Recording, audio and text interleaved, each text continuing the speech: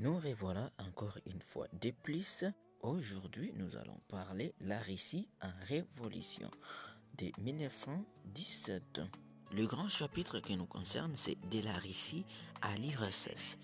Prenons le premier chapitre qui nous intéresse le plus. Voilà, si vous regardez cette vidéo, assurez-vous que vous êtes déjà abonné. Cliquez la cloche pour ne pas louper nos vidéos. Voilà, on commence la Russie en révolution. En 1917, la révolution d'octobre apparaît comme un des événements les plus importants de notre siècle. Pour la première fois dans l'histoire, un parti qui s'est dit marxiste s'emparait du pouvoir. Point A, la Russie éclose au pied d'argile. Au début du XXe siècle, la Russie est entrée dans la phase du décollage industriel, couvrant un espace immense, forte, d'une population de plus de 170 millions d'habitants. Elle exporte des denrées agricoles et de produits miniers comme pétrole, fer. Les capitaux étrangers s'investissent massivement dans le pays. La croissance est la plus élevée en Europe. En 1905, Tsar Nicolas II a dû à contre-cœur accepter la création d'une assemblée élue Douma, mais il conservait un pouvoir autocratique. Il s'est heurté à l'opposition croissante des bourgeois libéraux partisans d'un régime parlementaire et socialistes de changer la société. Ces dernières sont pourchassées par la police. En 1914, Lénine, le chef des socialistes bolcheviks, vit en exil en Suisse. Arrivé en février 1917, la révolution des soviets. Au début de 1917, la situation de la Russie se dégrade brusquement par suite de la guerre, de pénurie alimentaire et d'inflation. Quand les autorités établissent à Petrograd des cartes de rationnement, des grèves massives et des manifestations spontanées se multiplient, le 27 février est un jour décisif. Les troupes qui ont reçu l'ordre d'intervenir contre le manifestant se mutinent en groupe d'ouvriers. Cela constitue un comité populaire ou soviet qui obligeait les tsars à abdiquer. C'est ici qu'ils ont décidé de mettre en œuvre un gouvernement provisoire composé des libéraux et des socialistes modérés. C'est fort. Il reconnaît à tous les libertés, mais il décide de poursuivre la guerre et repousse à plus tard les réformes sociales. Cette politique déçoit les masses populaires. Dans tout le pays se constituent des soviets locaux qui partagent les grands domaines et disputent aux patrons des contrôles des entreprises. Arrivé maintenant en octobre 1917, le passage au socialisme pour Lénine. Entré d'exil en avril 1917, les bolcheviks doivent préparer une seconde révolution en soutenant les revendications des soviets, la paix, le pain, la terre. Ils préparaient le socialisme. Au cours de l'été 1917, les bolcheviks obtiennent petit à petit la majorité aux soviets de Petrograd. Le 23 octobre, Lénine fait adopter par le comité central de son parti la décision des maires de renverser le gouvernement provisoire. L'insurrection est fixée au 25 octobre, jour prévu pour le congrès des soviets de toute la Russie. De la soirée du 24, les gardes rouges s'emparaient sans grande résistance des points stratégiques de la capitale. Le 26 octobre, Lénine fait approuver des décrets par les délégués des soviets. Le premier propose à tous les peuples une paix juste et démocratique. Le second abolit la grande propriété.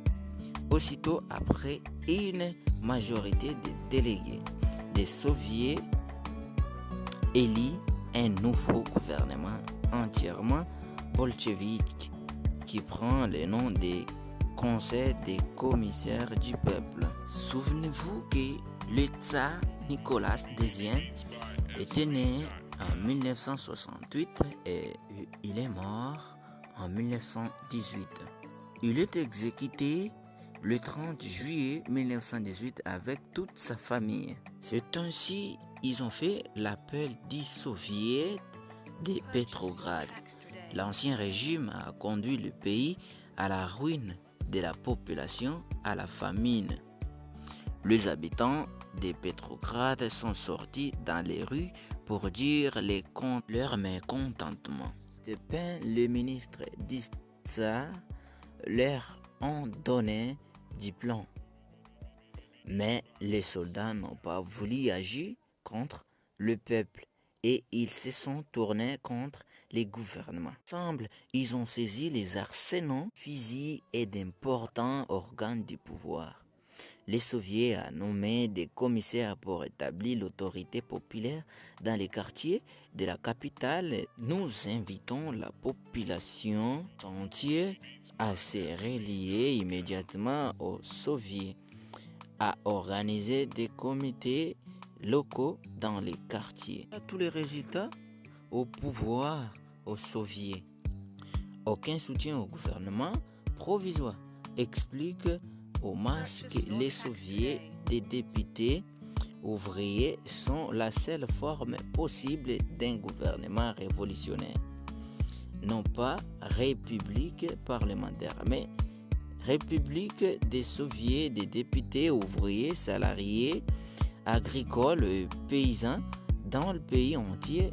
Débat en nos confiscations des domaines des propriétaires foncières, de toutes les terres dans le pays, création dans tout grand domaine, exploitation modèle placée sous le contrôle des soviets des députés agricoles travaillant pour les comptes de la communauté, fusion immédiate de toutes les banques du pays en une seule banque nationale, placée sous le contrôle du soviet des députés ouvriers. Et sous l'ordre de qui? De Lénine, terrestre en avril 1917. Aussi les grands décrets, la paix et la terre. La paix, les gouvernements ouvriers et paysans issus de la révolution du 24-25 octobre et s'appuyant sur les soviets des députés ouvriers, soldats et paysans, invitent tous les peuples belligérants et leur gouvernement à entamer immédiatement des pourparlers en vue d'une paix démocratique et équitable. La terre, la grande propriété foncière est abolie immédiatement sans aucune indemnité.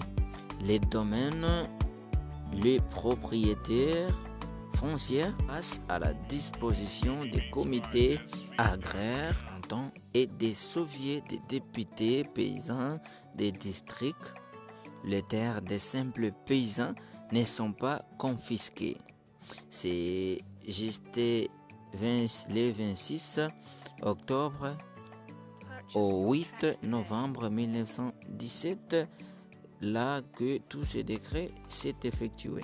Voilà, prenons le deuxième point, la défense de la révolution. Vers 1918 en 1921, demain de la révolution, il s'agit pour Lénine et ses compagnons de faire marcher une Russie nouvelle. Dès le mois de décembre 1917, signe avec les Allemands l'armistice. Puis en mars 1918, la paix de Brest-Litovsk, mais à l'intérieur, ils n'ont pas vexé la majorité du pays. C'est ce qui a fait à ce qui est la Russie déchirée. Le gouvernement révolutionnaire interdit presse, et le parti bourgeois et s'efforce d'imposer son autorité aux nombreux soviets locaux.